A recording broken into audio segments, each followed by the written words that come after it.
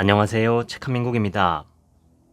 오늘 소개할 책은 이 정도만 알면 되는 세계사. 지은이는 김봉중. 전남대학교 사학과를 졸업하고 미국 웨스턴 일리노이 대학교에서 석사학위를, 미국 톨레도 대학교에서 박사학위를 받았다.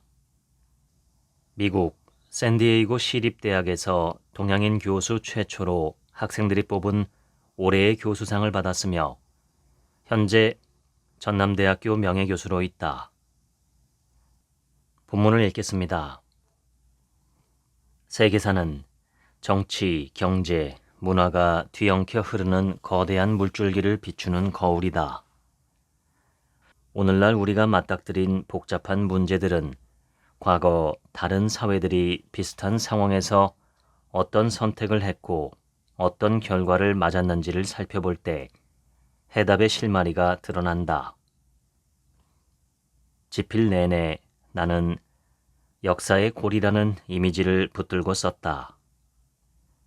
내가 만든 표현이지만 역사를 바라보는 나의 시선을 가장 정확하게 담아낸 말이기도 하다. 역사는 결코 같은 모습을 반복하지 않는다. 하지만 그렇다고 그것이 무작위적인 개별 사건들의 우연한 집합은 더더욱 아니다. 역사를 단순한 사건 목록으로만 읽는 순간 우리는 과거로부터 배울 수 있는 가장 중요한 통찰을 놓치게 된다. 각 시대를 살아간 사람들은 저마다의 불안과 기대, 선택과 실패를 안고 살아왔다. 그 경험들은 사라지지 않고 다음 세대에게 영향을 미친다. 한 시대의 선택은 다음 시대의 출발점이 되고 그 결과는 또다시 새로운 선택을 낳는다.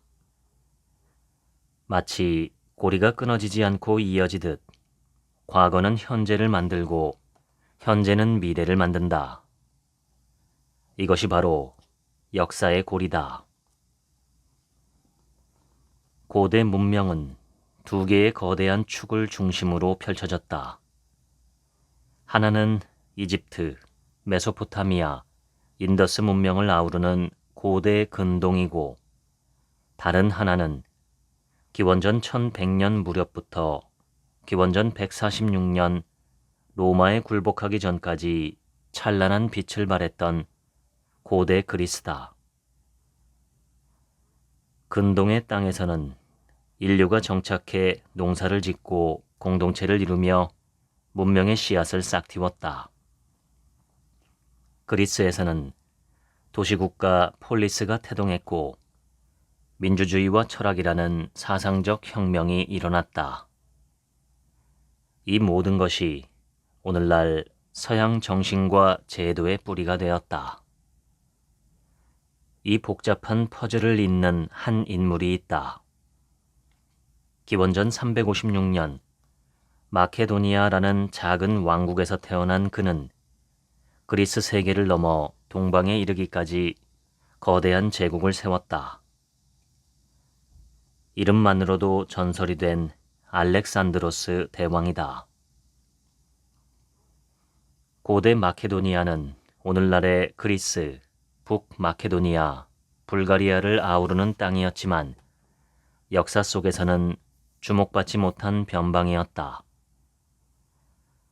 그리스 남부의 펠로폰네소스 반도와 유럽 내륙의 동남부에 위치한 발칸 반도를 잇는 전략적 요충지임에도 불구하고 마케도니아는 그리스 문명의 중심에서 멀리 떨어진 주변부로 여겨졌다. 기원전 499년 그리스 페르시아 전쟁의 서막이 올랐을 때 마케도니아는 페르시아 제국의 속국에 불과했다. 알렉산드로스가 태어나기 한 세기 전의 일이었다.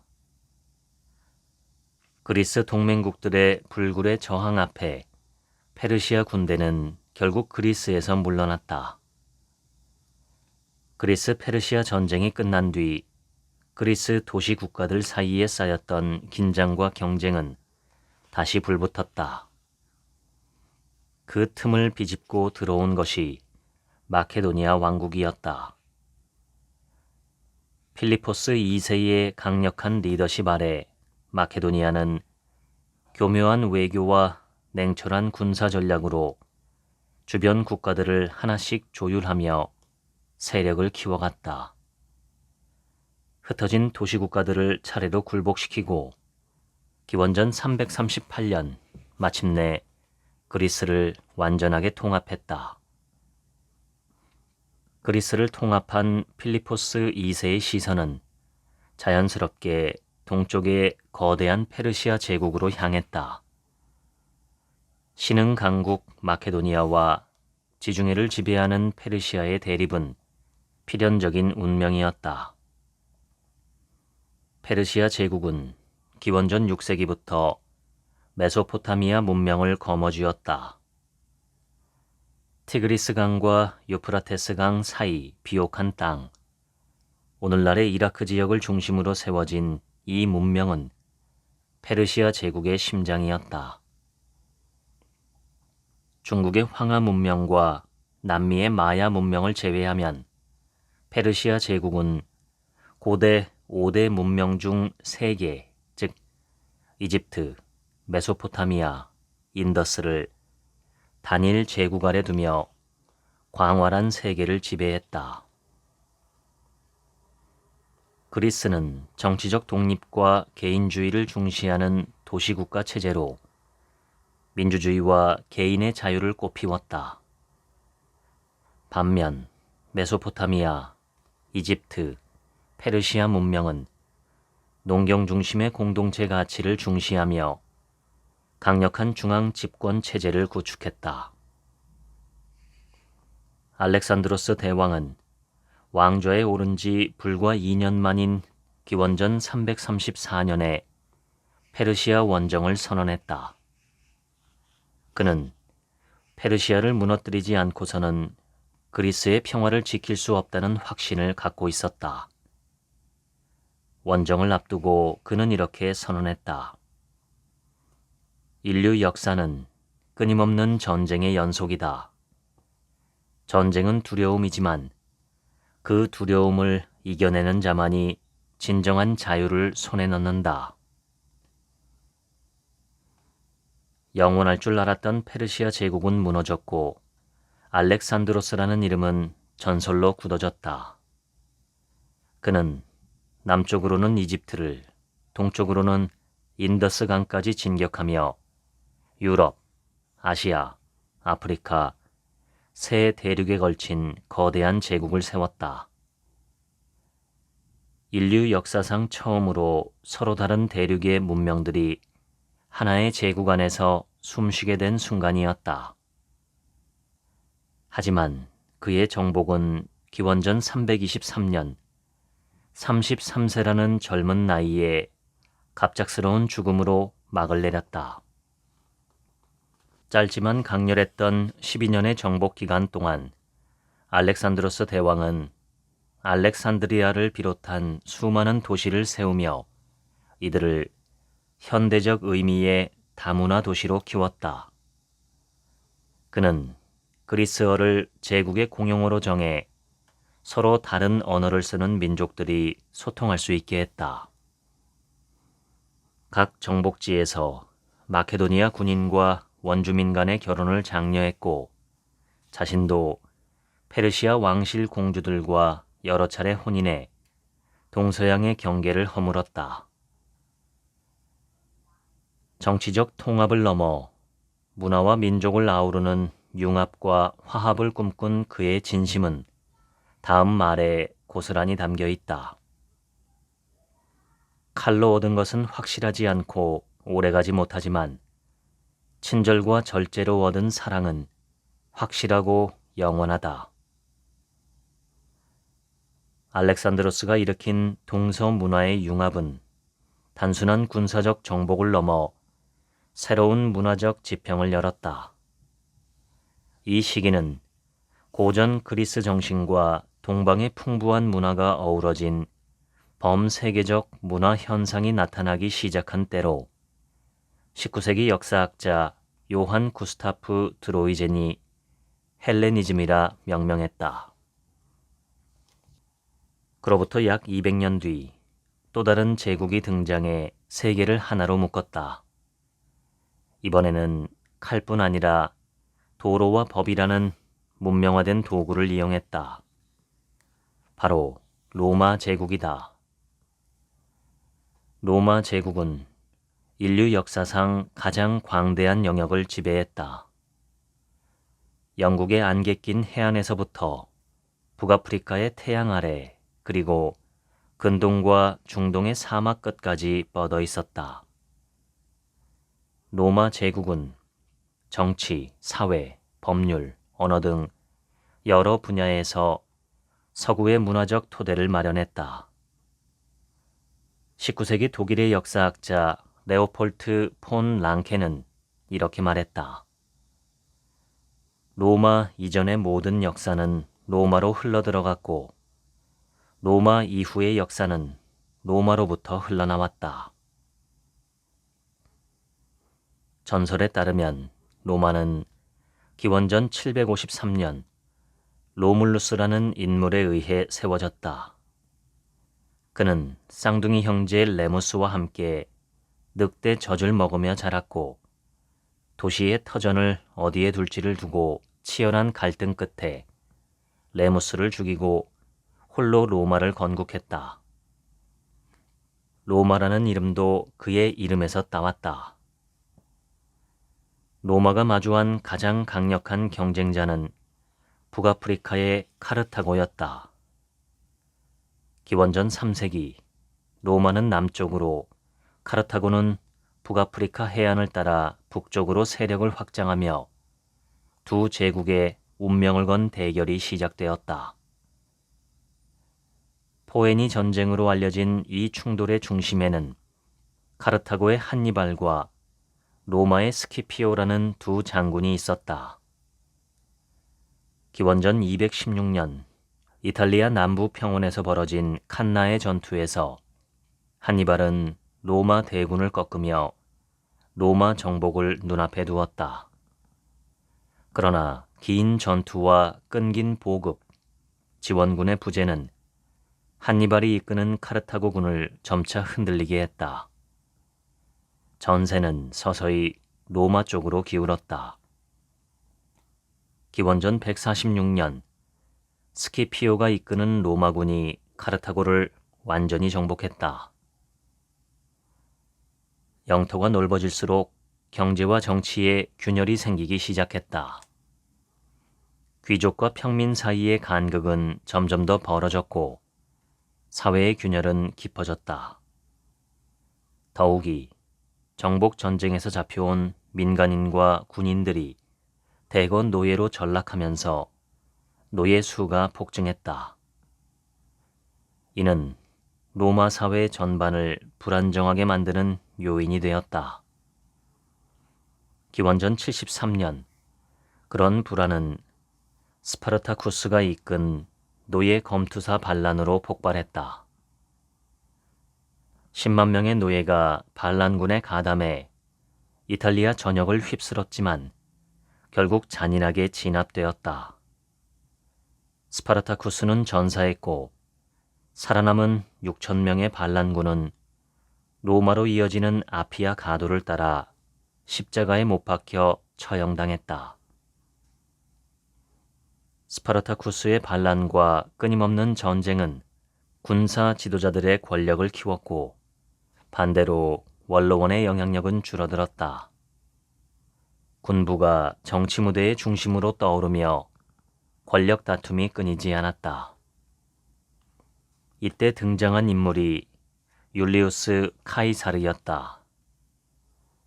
기원전 58년부터 51년까지 벌어진 갈리아 전쟁에서 그는 지금의 프랑스와 벨기에 일대를 정복하며 이름을 떨쳤다. 겁쟁이는 1000번 죽어도 영웅은 한 번만 죽는다라는 카이사르의 말은 그를 영웅으로 만들었고 대중의 열광적인 지지를 이끌어냈다. 기원전 50년 무렵 갈리아 총독이었던 카이사르는 군대를 이끌고 로마로 진군했다. 정치 혼란을 바로잡는다는 명분이었다.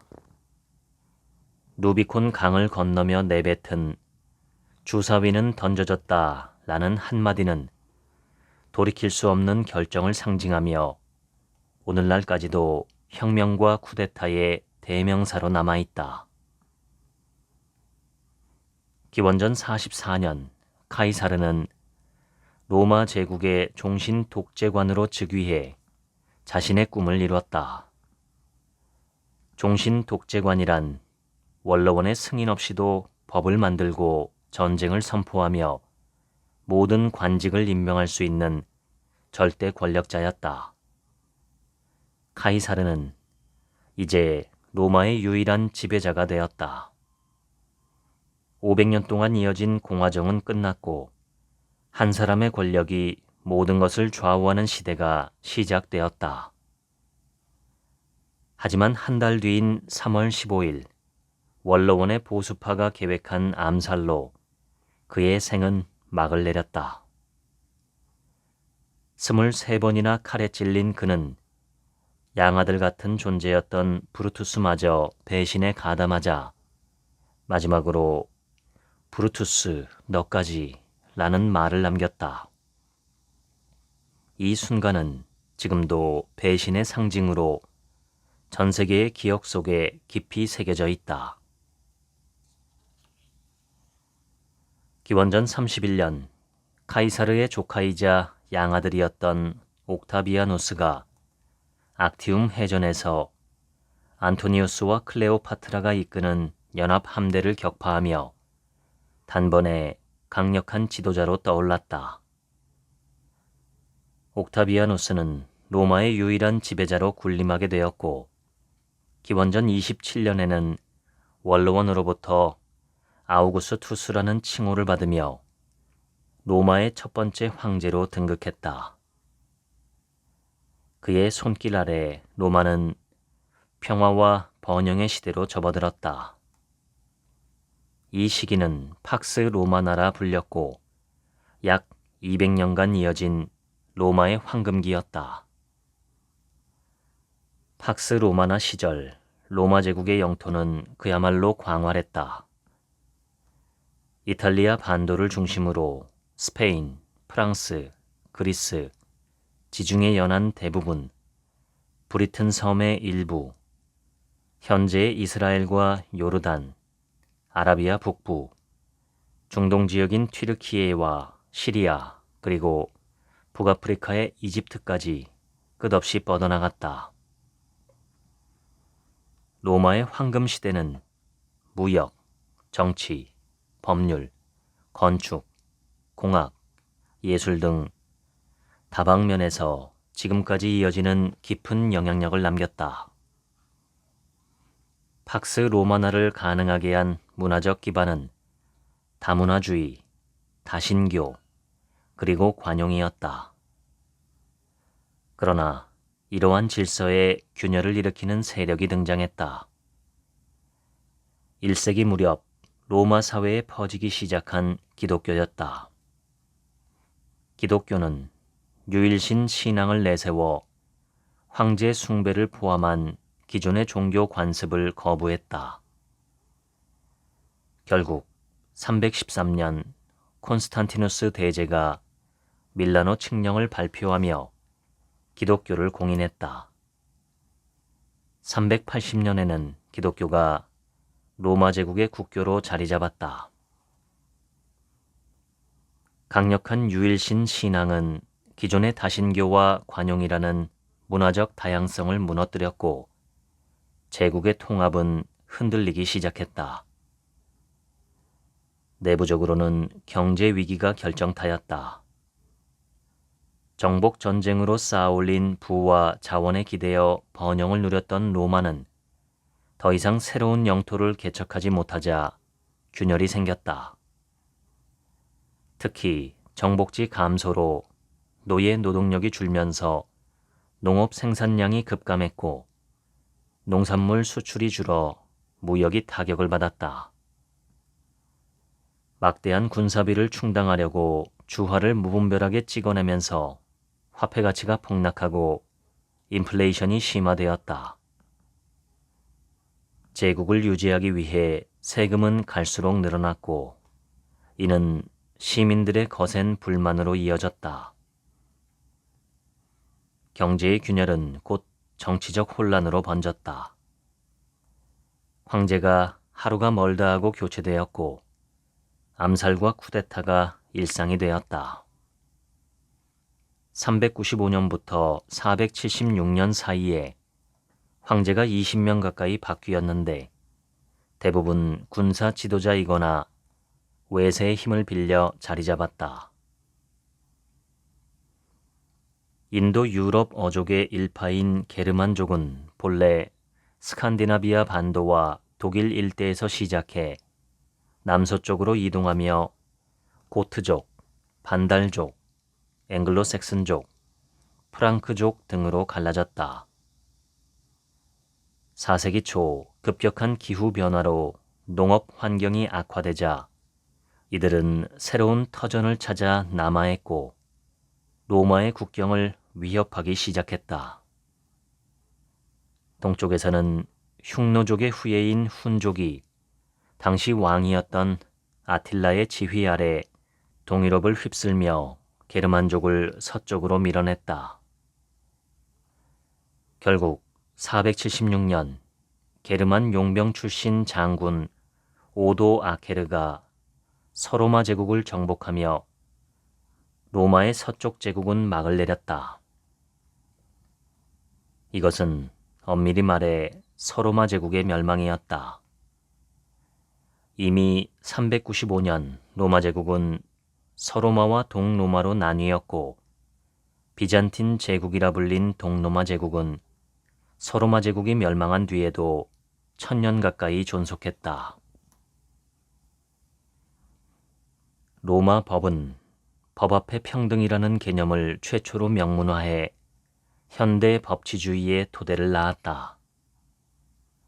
고대 로마의 라틴어는 서양 문화와 사상의 근간이 되어 법률과 정치, 사회제도의 발전에 지대한 영향을 끼쳤다.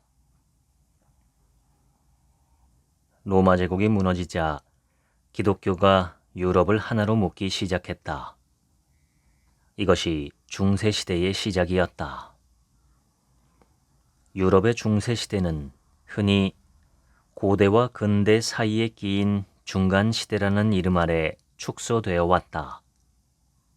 그러나 5세기부터 15세기까지 이어진 이 1000년의 역사는 결코 공백이 아니었다. 중세 전기는 5세기 말부터 10세기 말까지의 시기이며 게르만족의 대이동 속에서 그리스와 로마의 찬란한 문명이 변모하고 기독교가 유럽 전역에 확산되기 시작한 시기다. 중세 후기는 다시 두 갈래로 나뉘는데 11세기부터 13세기까지의 중세 전성기는 교회와 성직자가 사회 전반을 장악하며 기독교가 절정의 위세를 떨친 시기였다. 그러나 14세기에서 15세기로 이어지는 중세 후기는 교회의 부패와 사회 부조리가 만천하에 폭로되면서 종교개혁의 싹이 움트고 근대의 문이 서서히 열렸다. 중세는 흔히 암흑기로 낙인 찍힌다. 봉건제라는 엄격한 위계질서 아래 성직자, 영주, 기사, 농민, 농노가 각자의 역할에 묶여 있었고 인간의 존엄이나 자유는 빛을 보기 어려웠다. 이 때문에 중세는 개인의 권리와 평등이 묵살된 암울한 시대로 기억된다. 지금의 프랑스와 벨기에를 포함한 갈리아 지역을 지배한 프랑크족은 클로비스라는 강력한 통치자에 의해 5세기 후반 기독교로 개종했다. 클로비스의 후계자들은 기독교에 대한 헌신을 이어가며 프랑크 왕국을 강화했고 로마 가톨릭 교회와의 긴밀한 연대로 막강한 제국을 건설했다. 8세기 후반에는 샤를마뉴라는 강력한 왕이 등장해 지금의 독일, 오스트리아, 이탈리아, 스페인 북부까지 영토를 확장했다. 800년 크리스마스, 그는 교황 레호 3세에 의해 황제로 즉위하며 교회와 국가의 결합을 상징적으로 보여줬다. 유럽 대륙에 기독교가 급속히 퍼진 배경에는 로마 제국의 쇠퇴와 그로 인한 정치적 사회적 혼란이 자리했다. 사람들은 질서와 안정을 갈망했고 기독교는 바로 그 갈증을 해소하는 통합의 도구로 작용했다. 중세 봉건 제도의 핵심은 왕과 영주, 그리고 영주와 신하 간에 맺어진 상호 보호와 충성의 관계였다. 왕은 귀족에게 충성의 대가로 토지를 하사했고 귀족은 영주가 되어 기사를 고용해 군사적 지원을 받으며 영토를 관리했다. 기사는 토지를 받는 대신 영주의 가신으로 복무하며 계약에 따라 전투와 기타 임무에서 영주를 도왔다. 영주가 소유한 영지 내에서 토지를 경작하는 이들은 대부분 농민이나 농노였다. 농민은 영주에게 토지를 임대받아 농사를 짓고 생산물의 일정 부분을 대가로 지불하는 소농이었다. 반면 농노는 아무런 보상 없이 영주의 땅에서 일해야 했다. 중세 사회는 성직자, 귀족, 농민으로 나뉜 뚜렷한 신분제로 이루어져 있었다. 중세 초기 기독교는 사회의 질서와 안정을 지키는 데 필수적인 역할을 했다. 하지만 시간이 흐르며 왕과 영지를 하사받아 통치하는 제후들 사이의 권력 다툼과 영토 분쟁, 전쟁이 잦아지자 교회의 영향력은 점차 약해졌다. 11세기 당시 중앙아시아의 유목민인 셀주크 튀르크족, 우리가 돌궐로 알고 있는 이들은 이슬람 세계 대부분을 지배했다. 일부 튀르크족은 동로마 제국의 아나톨리아 지역으로 이동해 주요 기독교 도시들을 점령했다. 계속된 튀르크족의 공격에 동로마 제국의 황제 알렉시우스 1세는 서방 교회에 도움을 요청했고 교황 우르바누스 2세는 원정을 선포했다.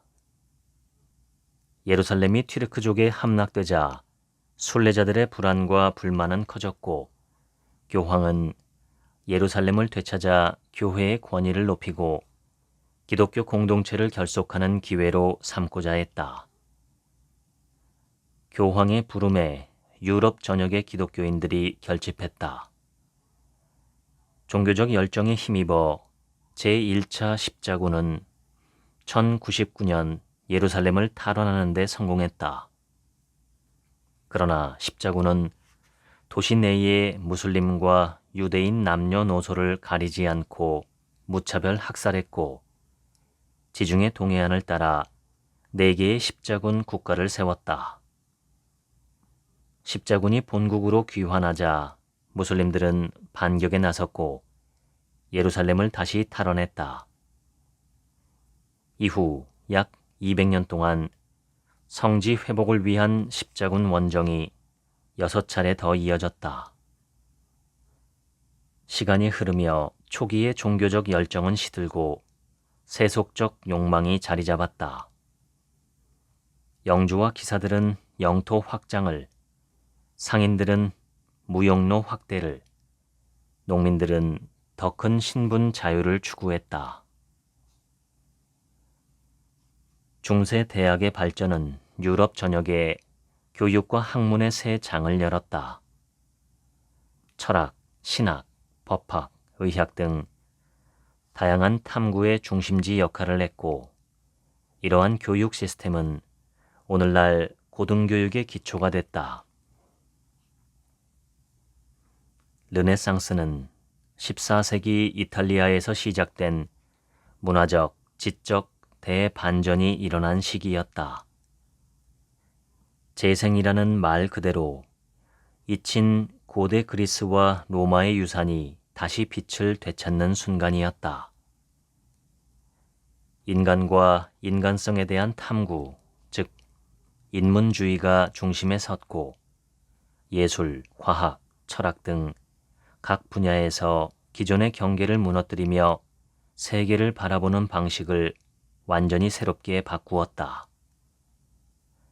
서양은 동양을 넘어서기 시작했고 과학과 기술, 예술 전반에 걸친 눈부신 진보는 현대적 세계관과 가치관의 초석을 다졌다. 코페르니쿠스가 19살이던 1492년 크리스토퍼 콜럼버스가 신대륙을 발견하며 세계의 경계가 무너지기 시작했고 44살 때는 마르틴 루터가 촉발한 종교개혁이 1000년간 유지되던 유럽의 종교적 통합을 산산조각냈다. 1543년 코페르니쿠스는 자신의 저서 천구의 회전에 관하여에서 혁명적인 모델을 내놓았다.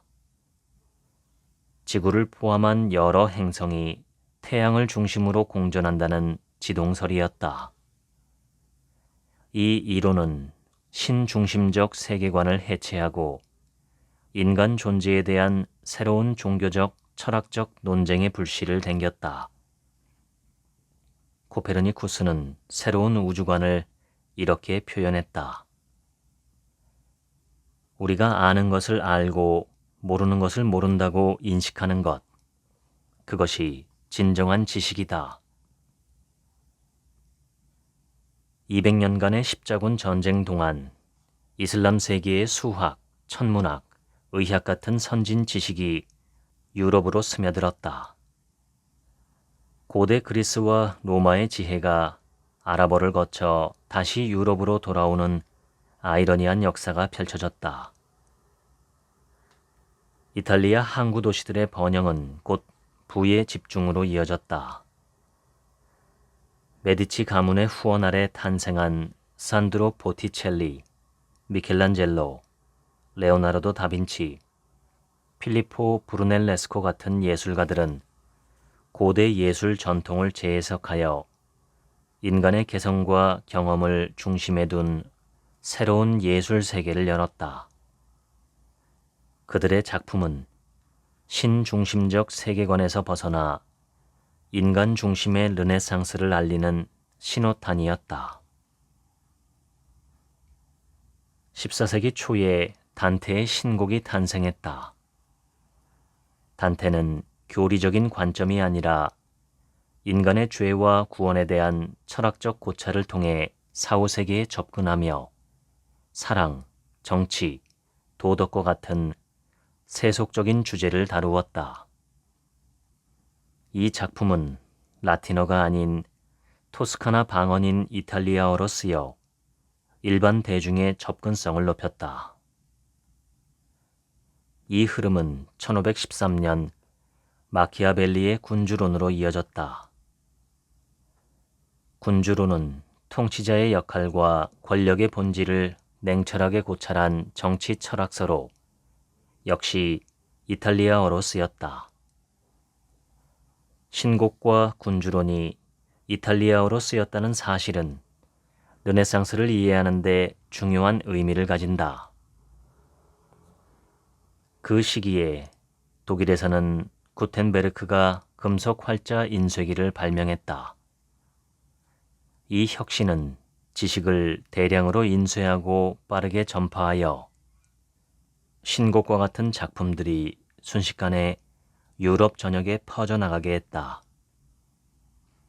1455년경 출간된 구텐베르크 성서는 인쇄술의 상징으로 이 발명은 지식의 민주화와 문화적 변혁을 촉발했다. 단테는 신곡에서 이 모든 변화를 예견이라도 한 듯 이런 말을 남겼다. 작은 불꽃에서 큰 불꽃이 터질 수 있다. 이탈리아에서 시작된 인문주의는 15세기 말에서 16세기 초 프랑스와 독일, 네덜란드로 빠르게 퍼져나갔다. 그 변화의 중심에는 인간에 대한 깊은 이해와 성찰이 자리 잡고 있었다. 르네상스 시대의 대표적인 예술가 레오나르도 다빈치는 다음과 같이 말했다. 인간에게 무언가를 가르칠 수 없고 스스로 찾을 수 있도록 도와줄 수 있을 뿐이다.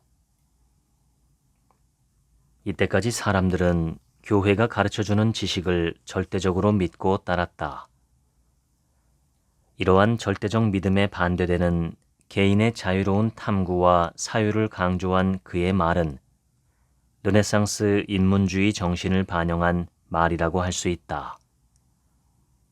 이는 천년 동안 신 중심의 가르침을 강조해온 교회의 가르침에서 개인의 진리 추구에 초점을 맞춘 의식의 전환을 의미했다.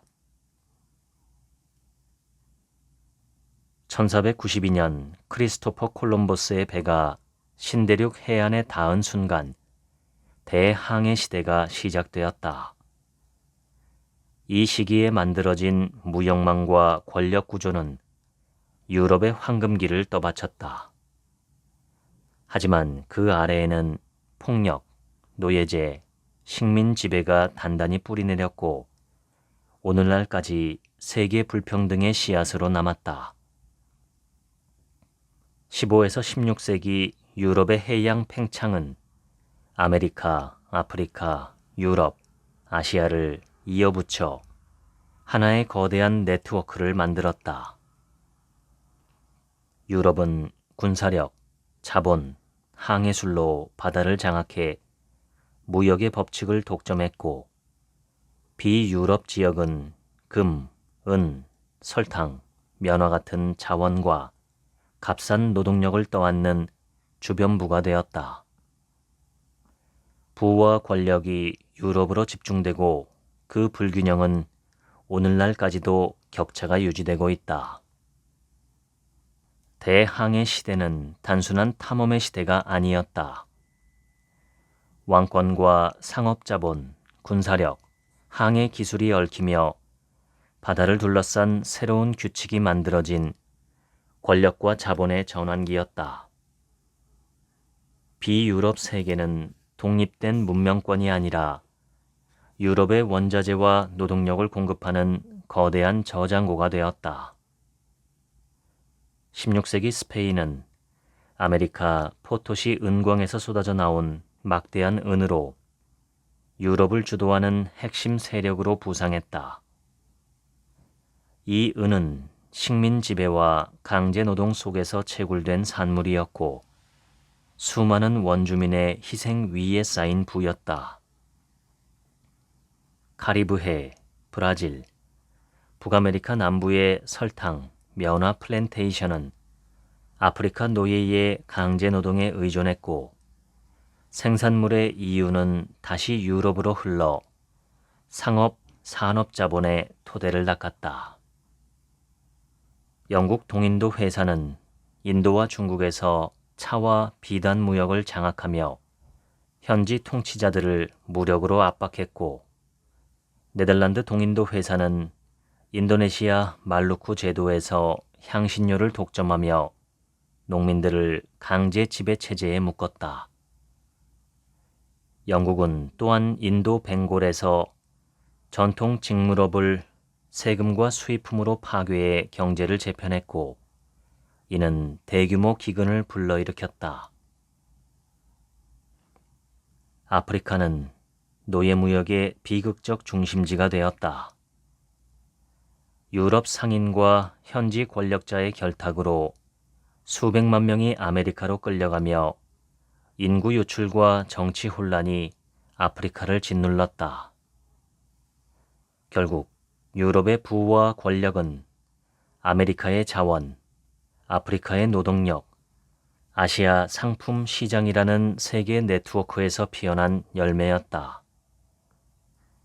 대항해 시대는 세계 자본주의의 출발점이었다.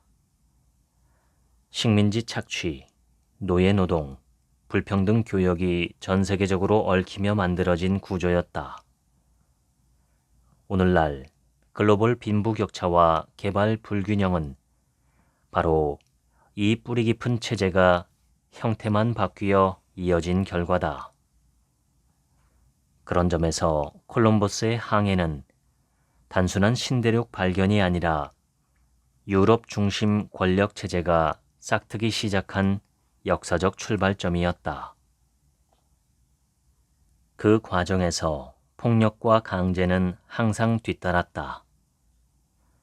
아메리카 대륙의 원주민 사회는 군사적 정복, 치명적 전염병, 강제노동 체제에 의해 급속히 붕괴했고, 발견이라는 말 뒤에는 토지 약탈과 인구 감소, 언어, 신앙, 문화의 파괴가 자리했다. 삼각무역은 이 모순을 가장 집약적으로 보여준다. 유럽에서 생산된 직물과 금속 제품, 술과 총기는 아프리카로 건너가 인간의 몸과 교환되었고, 그렇게 강제로 이송된 사람들은 아메리카의 플랜테이션 농장에서 사탕수수와 면화, 담배를 생산했다.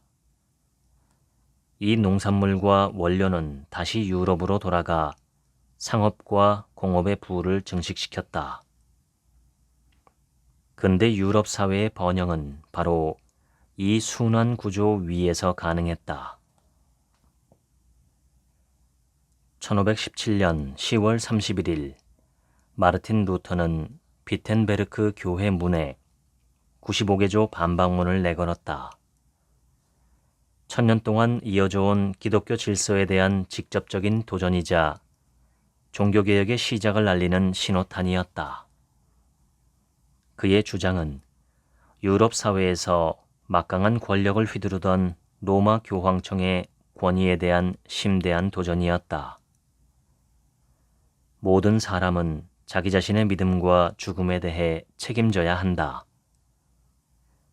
루터의 이 말은 오늘날의 눈으로 보면 사소해 보일지 모르지만 당시에는 혁명적이었다. 면죄부는 죽은 사람의 영혼이 천국에 가기 전 남은 죄를 씻기 위해 머무르는 곳인 연옥에서 보내야 할 시간을 줄여준다는 교황의 공식 증서였다. 교황 레오 10세는 성 베드로 대성당 건축 자금을 조달하기 위해 면죄부를 대대적으로 팔았다. 마틴 루터는 면죄부 판매의 성경적 근거를 정면으로 문제 삼으며 95개조 반박문을 발표했다. 교황의 철회 압력에도 루터는 굴복하지 않았고 결국 이단자로 파문당했다. 중세 봉건 사회는 농업을 기반으로 했지만 르네상스와 신대륙 발견 등의 영향으로 상인 계층이 증가했다. 이 상인들은 도시에 거주하며 상업에 종사하면서 도시에 사는 사람들이라는 뜻의 부르주아지라는 새로운 사회계층을 형성했다. 종교개혁은 새로운 빛의 등장으로 이어졌다. 바로 이성의 빛, 계몽주의다. 1666년 사과나무 아래에서 졸던 뉴턴의 머리에 사과가 떨어졌고 만유인력의 법칙이 탄생했다. 영국의 존 로크는 자연의 법칙은 정치 현상에도 적용된다고 주장했다. 사회계약론으로 알려진 그의 생각은 정부가 생명, 자유, 재산과 같은 자연권을 보호하기 위한 국민들의 상호 합의에 의해 비롯되었다는 것이다. 프랑스의 철학자 르네 데카르트는 세상을 움직이는 작동 방식을 의심하는 것이 곧 개인의 존재를 발견하는 길이라고 말했다. 사람은 세상의 모든 것에 대해 의심을 품어야 하고 이 의심을 통해 진리에 도달해야 한다는 것이다. 그는 나는 생각한다. 그러므로 나는 존재한다. 라고 하며 사람은 사고를 통해 자신의 존재를 찾아야 한다고 주장했다. 이러한 지적 각성은 계몽주의로 알려졌다. 영어로는 enlightenment, 프랑스어로는 루미에르라고 불렸는데 두 단어 모두 빛을 의미한다. 계몽주의자들은 중세시대의 어둠을 없애기 위해서는 인간의 이성이 빛을 발해야 한다고 주장했다. 종교적 미신과 무지의 족쇄에서 벗어나 사회와 정치를 포함한 모든 영역에서 경험과 이성에 기반한 새로운 가치와 질서를 구축하고자 했다. 근대는 흔히 계몽주의 시대라 불린다. 인쇄술의 발달과 더불어 계몽주의는 유럽과 미국 전역에 빠르게 퍼져나갔다. 그것은 새로운 시대의 도래를 알렸고 과학과 합리성, 미신 타파, 관용이라는 새로운 개념을 탄생시켰다. 계몽주의는 말 그대로 인간의 내면에 빛이 스며들어 세상을 새로운 시각으로 바라보게 하는 사상적 흐름이었다. 계몽주의에서 두드러진 하나의 공통 개념이 있다면 그것은 바로 이성이다. 모든 이념과 신앙을 비판적으로 분석하고 검증하는 역동적이면서도 성장하는 힘이었다. 사람들은 이성을 통해 보편적이고 변치 않는 가치를 찾아낼 수 있다고 믿었다. 프랑스 학자 볼테르는 맹목적인 믿음과 미신이 사회에 해를 끼칠 수 있다고 경고하며 관용의 중요성을 강조했다. 나는 당신의 사상에 반대한다. 그러나 당신이 사상 때문에 탄압받는다면 나는 당신 편에서 싸울 것이다. 볼테르가 남긴 이 말은 표현과 사상의 자유의 중요성을 강조한 것으로서 근대 민주주의 사상의 중요한 토대가 되었다.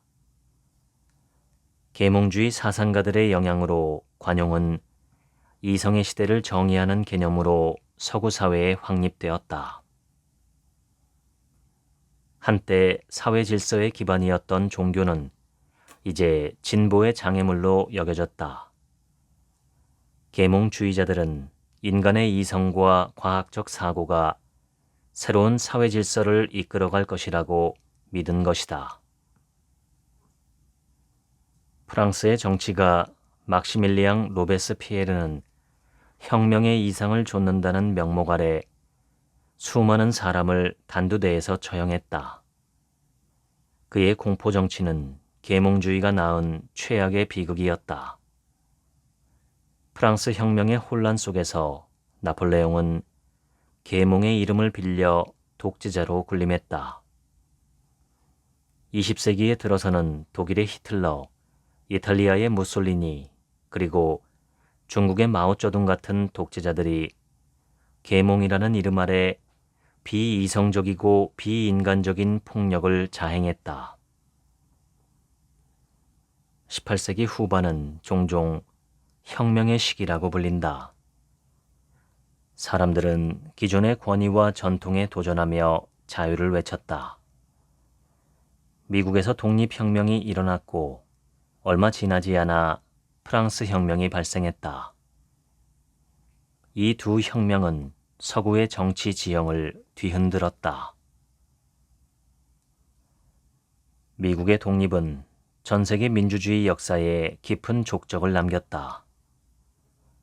자유와 자결을 향한 열망은 미국의 독립혁명을 계기로 세계 곳곳으로 확산됐고 각지의 정치적 지형 또한 크게 변모했다. 유럽이 여전히 왕권이 절대적으로 견고한 절대 군주제의 시대였던 반면 미국은 근대사에서 최초로 민주공화국을 수립한 나라가 되었다. 자유가 아니면 죽음을 달라.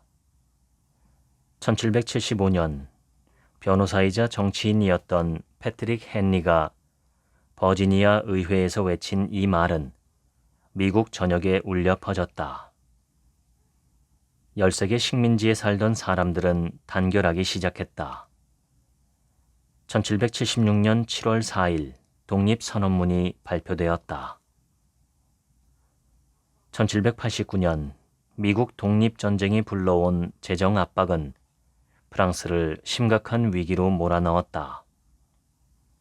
막대한 전쟁 비용을 지원하며 국고가 바닥나자 국가 부채가 눈덩이처럼 불어났다. 재정 위기는 사회적 불안을 극에 달하게 했고 결국 혁명의 불씨가 타오르기 시작했다. 프랑스 혁명의 시작은 3부회 소집이었다.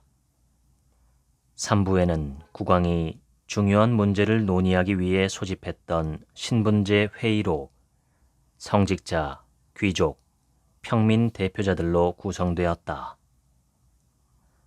그러나 회의가 진행될수록 기존의 정치 구조로는 어떠한 실질적 개혁도 기대할 수 없다는 사실이 명확해졌다. 1789년 7월 14일 바스티유 감옥 습격은 혁명의 상징적인 사건으로 기록되었다. 이는 혁명가들의 분노와 결의를 보여준 동시에 군주제의 붕괴를 예고하는 분수령이 되었다. 그 여파로 채택된 인권선언은 국민의 주권과 개인의 자유를 강조하는 선례가 되었다.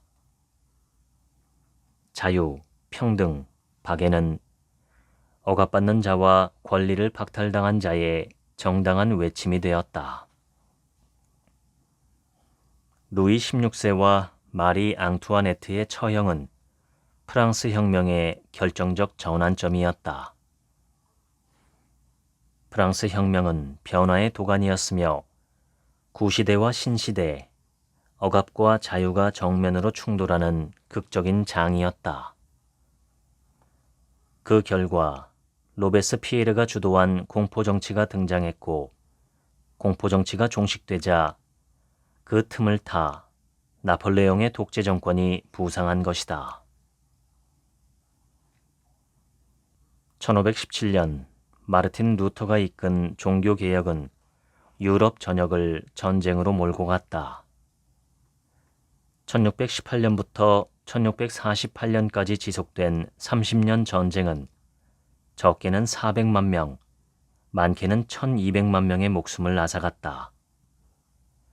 유럽 인구의 20%가 사라진 역사에서 그 유례를 찾을 수 없는 참혹한 종교 전쟁이었다. 수많은 사상자를 내고 유럽 대륙을 폐허로 만든 후 1648년 전쟁 당사자들이 신성 로마 제국의 베스트팔렌에 모였다.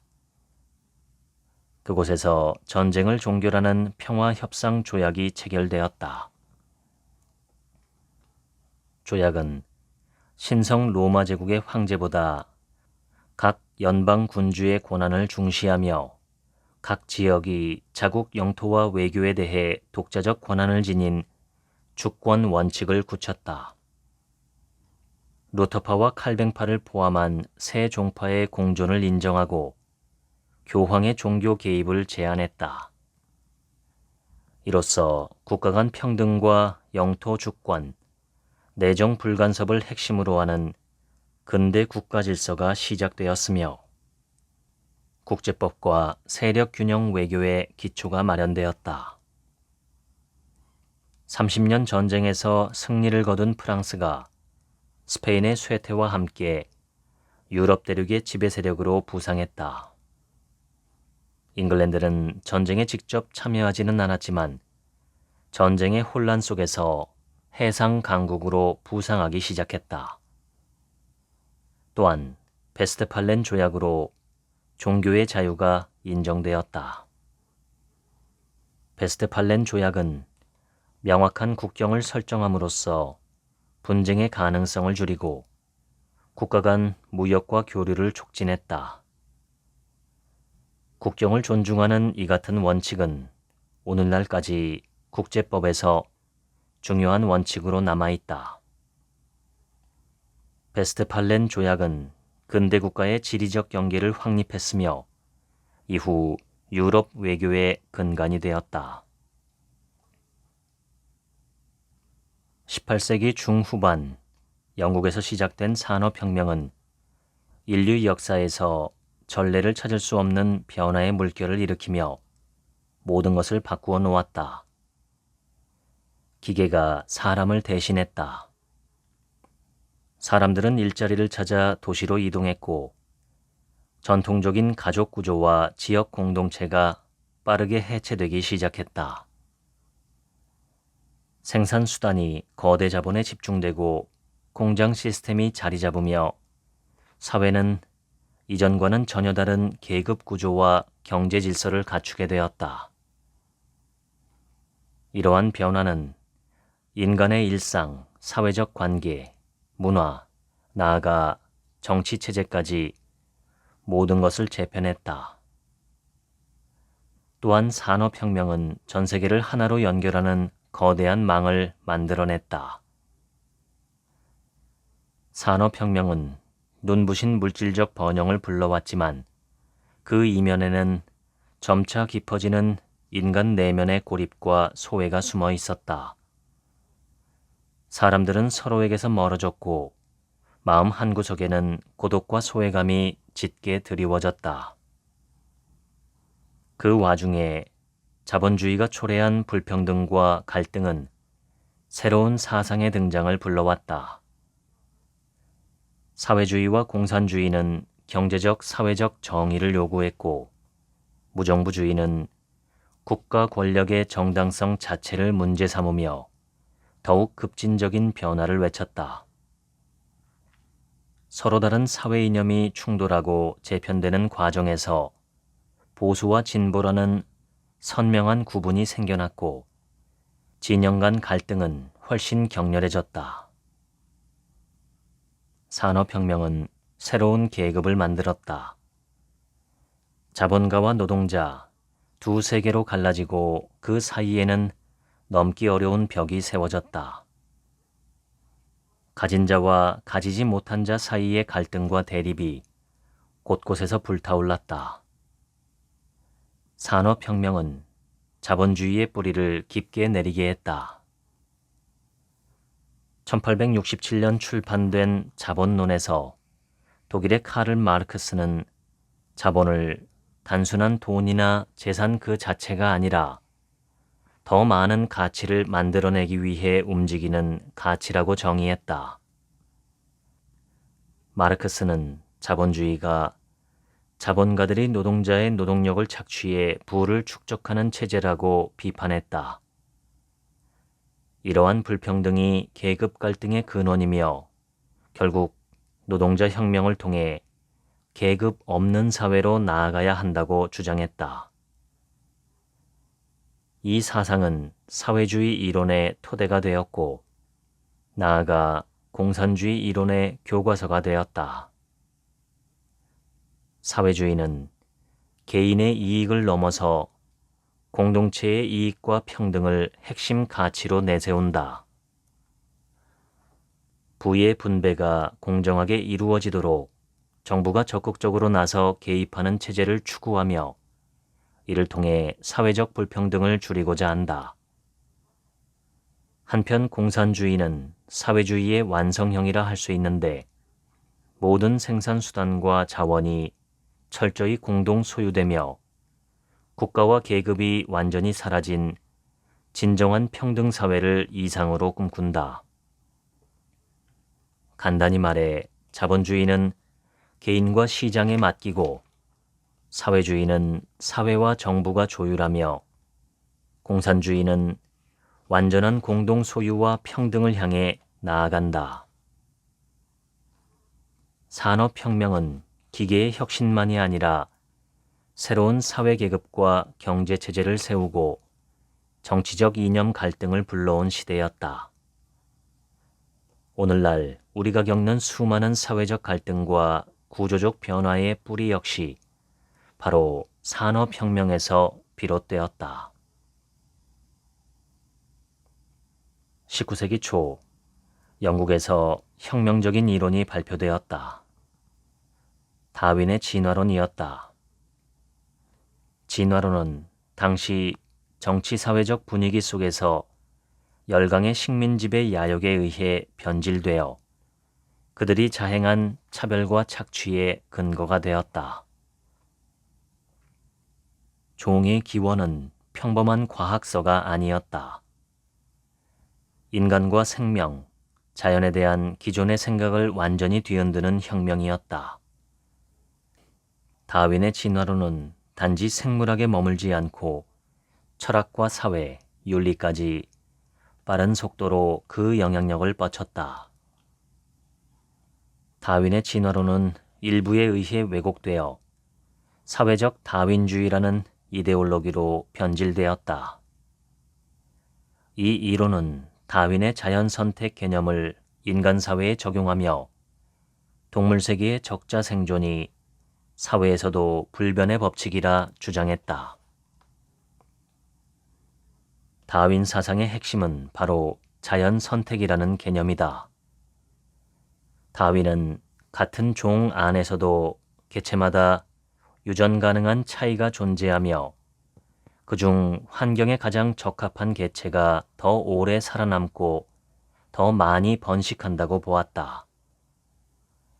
이러한 생존과 번식의 차이가 누적되면 유리한 특성은 세대를 거쳐 종 전체에 퍼지게 되고 결국 완전히 새로운 종이 나타날 수 있다는 것이다. 다윈은 자신의 이론이 사회적 불평등과 차별을 옹호하는 도구로 활용되는 것을 강력히 거부했다.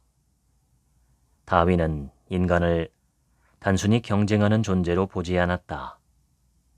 오히려 협력과 연민으로 공동체를 이루는 존재로 이해했다. 그는 무자비한 경쟁이 아니라 약자를 돌보는 것이 인류 발전에 더 긍정적임을 분명히 했다. 자연 선택은 과학적 사실일 뿐 도덕적이나 정치적 잣대로 삼아서는 안 된다고 경고한 것이다. 우생학은 사회 진화론의 연장선에서 발생한 개념으로 인간 사회에 진화 이론을 적용하는 과정에서 탄생했다. 우수한 유전자를 가려내고 열등한 유전자를 걸러내려는 시도로 구체화되었다. 19세기 말에서 20세기 초 영국과 미국, 독일에서는 우생학자들이 등장해 이 흐름을 주도했다. 빈곤층, 이민자, 정신질환자, 장애인 같은 이들이 열등한 유전자를 지닌 집단으로 취급되었다. 강제 불임법이 잇따라 제정되었고 수많은 사람이 불임 수술을 당했다. 우생학은 법과 정책 속에 깊숙이 스며들어 오랜 시간 인권을 짓밟았다. 독일에서도 우생학은 빠르게 퍼져나갔다. 특히 유대인 같은 소수민족이 사회적 생물학적 위협으로 낙인 찍혔다. 인간의 건강과 품종을 개선하기 위해 유전적 순수성을 유지하고 열등한 형질을 제거해야 한다. 독일 우생학의 선구자로 불리는 엘프리드 플레츠가 던진 이 말은 우생학의 핵심 목표를 담고 있다. 그는 인류가 가진 유전적 특성 중에서 좋은 형질은 유지하거나 강화하고 나쁜 형질은 없애서 인류 전체의 건강과 능력을 향상시키자는 생각이었다. 독일 우생학자들의 논리는 훗날 나치가 집권한 후 극단으로 치달았다. 1933년 강제 불임법이 시행되며 수십만 명이 강제로 불임 수술을 받았고 이어 유대인과 비아리아인에 대한 잔혹한 인종 청소가 자행되었다. 자본주의가 번성하자 욕망도 덩달아 타올랐다. 그 불길은 신제국주의를 불러냈다. 유럽의 열강들은 경쟁적으로 아프리카와 아시아 땅에 발을 뻗고 정치와 경제, 군사력을 동원해 그 땅들을 식민지화했다. 세계는 먹는 자와 먹히는 자로 나뉘어지는 냉혹한 동물의 왕국으로 변모했다. 신제국주의는 세계 정치 지형을 송두리째 바꿔놓았고 식민지 곳곳에 미래의 갈등과 민족적 긴장의 씨앗을 뿌렸다. 경제적으로는 불균형한 글로벌 자본주의 체제를 탄생시켰으며 문화적으로는 전통을 파괴하고 서구의 가치를 강제했다. 신제국주의의 밑바탕에는 문명화 사명이라는 이데올로기가 깊게 자리하고 있었다. 많은 유럽인은 문명화되지 않은 민족에게 자신들의 문화와 기독교를 전하는 것을 신성한 의무로 여겼다. 선교사들은 아프리카와 아시아 곳곳에 파견되어 교육과 의료 활동을 펼쳤지만 이 과정에서 현지 문화를 무시하고 서구의 가치를 강요하는 이중적 태도를 보였다. 1898년 미국 스페인 전쟁이 발발하며 미국은 본격적으로 서구 열강의 식민지 경쟁에 뛰어들었다. 필리핀, 괌, 푸에르토리코를 거머쥐었고 태평양의 전략적 요충지 하와이도 이때 미국 영토로 편입되었다. 말은 부드럽게 하되 큰 몽둥이를 지니고 다녀라. 그러면 멀리 갈 수 있다. 이 말은 20세기 초 시어도어 루스벨트 대통령이 남긴 유명한 표현이다. 그는 미국이 군사력과 국제적 영향력을 갖춰야만 세계 무대에서 존중받고 제국주의적 야망을 실현할 수 있다고 확신했다. 1914년 6월 28일 사라예보에서 울린 총성은 인류 역사에 잊지 못할 비극의 서막을 열었다. 1871년 프로이센을 중심으로 하나의 국가로 통일한 이후 뒤늦은 제국주의 후발 주자로서 기존 질서에 도전장을 내민 독일이 군사력과 경제력을 빠르게 키우면서 세력을 넓혔다. 이 과정에서 독일은 오스트리아 헝가리 제국과 이탈리아를 중심으로 삼국 동맹을 맺었다. 불안한 영국과 프랑스는 러시아와 손잡고 삼국 협상을 맺었다. 동맹들은 뒤얽힌 긴장과 의무의 그물로 촘촘히 엮여졌다. 한 나라에서 작은 충돌이 나면 그 그물이 연쇄 반응을 일으켜 대전쟁으로 번질 수밖에 없었다.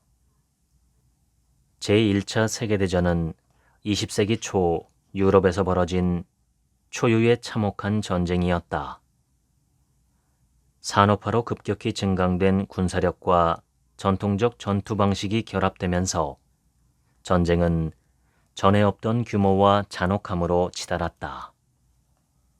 수백 킬로미터에 이르는 참호 속에서 병사들은 진흙과 질병, 끊임없는 포격과 기관총 사격, 독가스 공격에 시달리며 극한의 고통을 견뎌야 했다.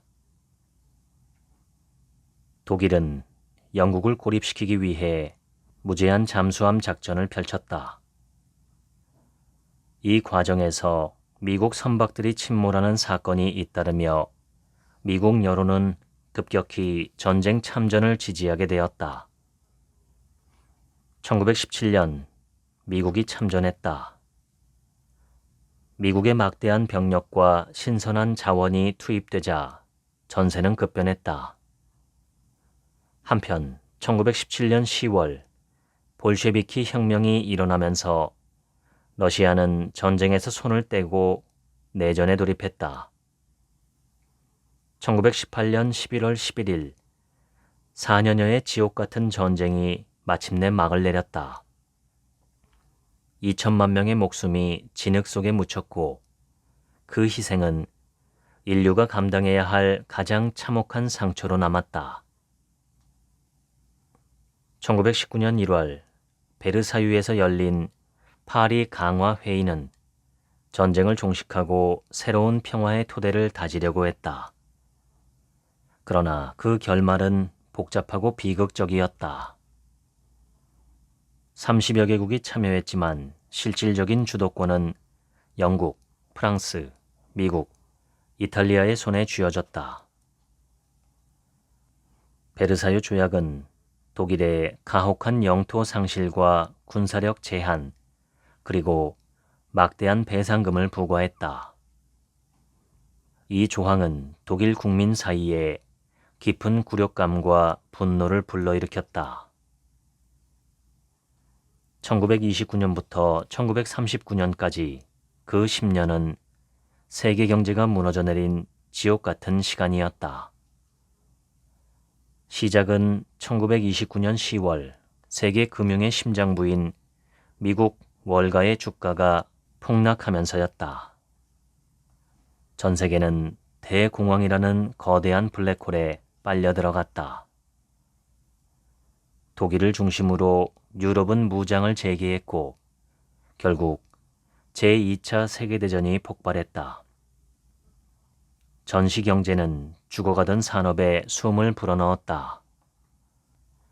1939년 히틀러가 폴란드를 침공하자 세계는 다시 전쟁의 소용돌이에 빨려 들어갔다. 대공황이라는 경제의 심연이 제2차 세계대전이라는 가장 참혹한 전쟁을 불러왔고 그 전쟁이 다시 경제를 살려냈다. 대공황은 단순한 경제 위기를 넘어 경제 운영 원칙과 체제 전반을 재설계한 사건이었다. 시장의 자유에만 의존하던 시대는 저물었고 정부의 적극적 역할과 규제 그리고 사회 안전망 확대가 현대 자본주의의 심장이 되었다. 위기는 언제나 다시 찾아온다. 그때마다 우리가 어떤 선택을 하느냐에 따라 역사의 방향이 달라진다. 대공황은 그저 한 번 보고 넘어가는 과거의 한 장면이 아니라 미래를 비추는 거울이다. 인간은 절망과 희망 사이를 오가며 결국 어떤 길을 택할지 스스로 결정해야 한다.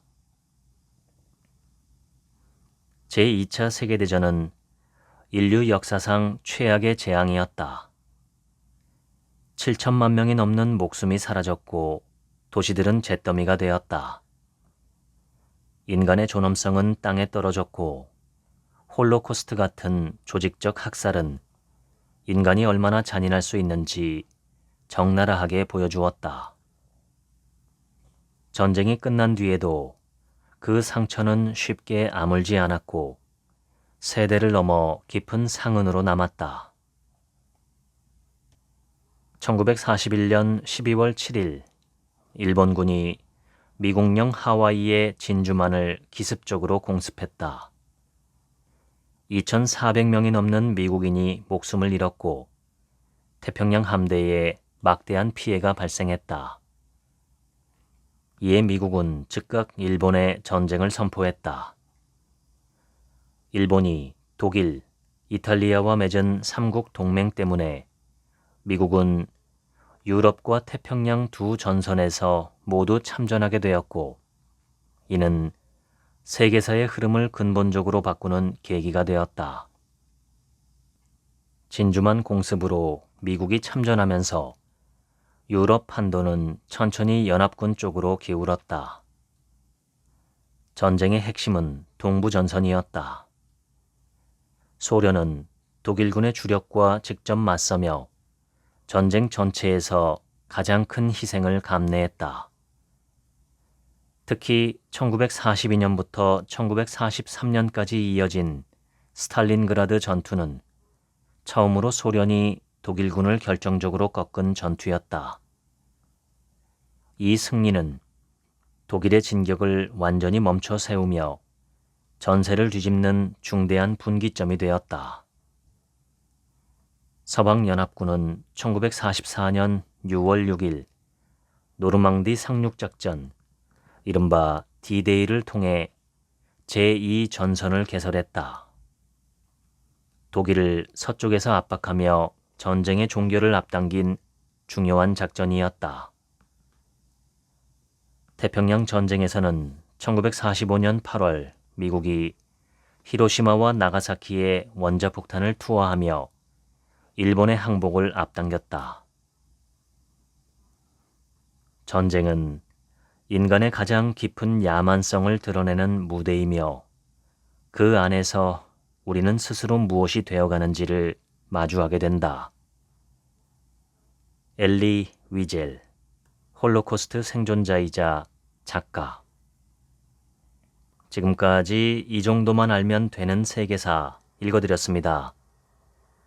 다음은 책 한 민국의 하루치 생각입니다. 역사는 되풀이된다. 한 번은 비극으로, 한 번은 희극으로. 이것은 역사에 관한 유명한 명언입니다. 이 말은 크게 두 부분으로 나눌 수 있는데 하나는 되풀이된다라는 것이고 다른 하나는 희극과 비극으로 번갈아 나타난다는 것입니다. 되풀이된다는 것은 한 집단이나 사회 혹은 국가의 흥망성쇠가 이전에 있었던 집단과 유사한 패턴으로 나타난다는 것입니다. 어느 집단이나 초기 형성은 우연적이고 환경적인 요소가 큽니다. 그런데 그 집단이 효율적인 시스템을 만들어내면 점점 커지고 강해집니다. 그러면서 주변을 흡수하지요. 이 시스템이 지속되지 못하는 가장 큰 이유는 인간이 죽기 때문입니다. 얼마 전에도 제가 소개한 적이 있지만 영어 쇼츠에서 제가 이런 글을 본 적이 있습니다. 힘든 세상은 강인한 인간을 만든다. 강인한 인간은 좋은 세상을 만든다. 좋은 세상은 나약한 인간을 만든다. 나약한 인간은 힘든 세상을 만든다. 이것은 인류가 걸어온 궤적을 꿰뚫고 있는 역사의 법칙입니다. 조상들이 아무리 좋은 사회나 국가를 만들어도 후대로 갈수록 인간은 나약해지고 게을러지고 탐욕스러워집니다. 그러면 망하게 됩니다. 한 집단이 붕괴하고 여러 작은 집단으로 쪼개지고 또 다른 각자 도생이 시작됩니다. 그렇다면 되풀이되는 역사가 희극과 비극으로 번갈아 나타난다는 것은 무슨 뜻일까요? 저의 해석은 이렇습니다. 분명히 비슷해 보이는 상황이나 여건이 어떤 한 집단에는 행운을 선사하는 한편 다른 집단에게는 불운을 선사하는 경우가 있습니다. 하나의 상황 속에 행, 불행이 모두 들어있는 것이죠. 대표적인 예로 자원의 저주가 있습니다. 천연자원이 풍부한 국가가 경제적으로 궁핍해지는 상황을 가리키는 표현입니다. 그런데 천연자원이 풍부하다고 해서 반드시 궁핍해지는 것은 아닙니다. 어떤 나라는 풍요로워지고 어떤 나라는 궁핍해집니다. 궁핍해지는 경우를 가리켜서 자원의 저주라고 하는 것이죠. 예를 들어 베네수엘라는 전 세계 제1위의 석유 매장량을 갖고 있는 자원 부국이지만 매우 불안정한 국가입니다. 1970년대 북해 유전을 개발하기 시작한 영국과 노르웨이를 비교해보면 더욱 극명하게 드러납니다. 영국은 그로 인해 극심한 경기 침체를 겪었고 노르웨이는 그때부터 지금까지 큰 부를 누리고 있습니다. 원인을 분석하면 복잡하겠지만 간단하게 사람으로 보면 쉽게 이해할 수도 있습니다. 평범한 사람에게 갑자기 복권이 당첨된 경우를 생각해보면 그렇습니다. 어떤 사람은 흥청망청 쓰다가 복권이 당첨되기 이전보다 훨씬 더 많은 빚을 지고 파산하기도 합니다. 어떤 사람은 알뜰하게 아껴 쓰고 잘 투자해서 복권 당첨이 인생의 전환점이 되기도 하죠. 순간의 선택은 나의 평생만이 아니라 후손의 평생까지도 좌우합니다. 인간은 태생적으로 짧은 시각을 갖고 있기 때문에 어떤 집단이 하나의 조건이나 상황 속에 들어있는 행복과 불행을 시간차를 두고 모두 경험하게 된다. 이것이 한 번은 비극으로 다른 한 번은 희극으로 라는 말 속에 담긴 뜻 중에 하나가 아닐까 저는 생각합니다. 과거를 모르면 현재를 이해하기 어렵습니다. 현재를 이해하지 못하면 어떤 미래를 만들어야 할지 판단하기 어렵습니다. 우리가 살고 있는 지금 현재는 2차 대전이 끝난 이후 약 80년간 보기 드물게 풍요롭고 평화로운 시대였습니다. 물론 이전 시대와 비교해서 상대적으로 그렇다는 것이죠. 그런데 그 시대가 저물어가고 있습니다. 우리는 다시 혼란 속으로 들어가는 중입니다. 평화와 대화를 기반으로 한 타협의 시대가 끝나가고 힘과 탐욕을 바탕으로 하는 대립의 시대가 펼쳐지고 있습니다. 비유하자면 현재 인류는 한 집안에서 끊임없이 서로 다투는 형제 자매들과 같습니다. 물론 그 과정을 통해서 발전이 이루어지기도 하지만 과거에 이미 씻을 수 없는 커다란 상처도 많이 생겼었고 심지어 가정 자체가 풍비박산 날 수 있는 위기도 이미 여러 번 겪었습니다. 산을 오를 때 일직선으로 오르는 방법은 없습니다. 이리저리 돌아가기도 하고 때로는 길을 잃고 헤매기도 하죠. 중요한 것은 정상을 향한 방향성을 잃지 않는 것입니다. 혼돈과 고통과 파괴는 어쩌면 한 단계 더 나은 세계를 창조하기 위해 반드시 필요한 과정인지도 모르겠습니다. 2차 대전 당시에 집단 학살이 있었기 때문에 우리는 우리 자신이 얼마나 무서운 존재인지 그리고 그런 일이 얼마나 끔찍한 짓인지 생생하게 알 수 있었습니다. 러시아와 우크라이나 전쟁과 중동 전쟁이 언제 어떻게 마무리될지는 모르겠지만 저는 어쩐지 다음엔 우리 차례가 다가오는 느낌입니다. 중국은 반드시 대만을 무력으로 침공할 것이고 필연적으로 미국은 중국과 대립하게 될 것이며 그 와중에 한반도에도 불똥이 튈 것입니다. 그저 큰 불이 나지 않기만을 바랍니다. 과거의 화재 사례를 바탕으로 화재 예방 교육을 잘 받은 사람들이 있다면 큰 불을 막을 수 있습니다. 우리가 역사를 직시하면 할수록 한반도뿐만 아니라 세계 전체에서 평화가 찾아올 것이라고 저는 생각합니다.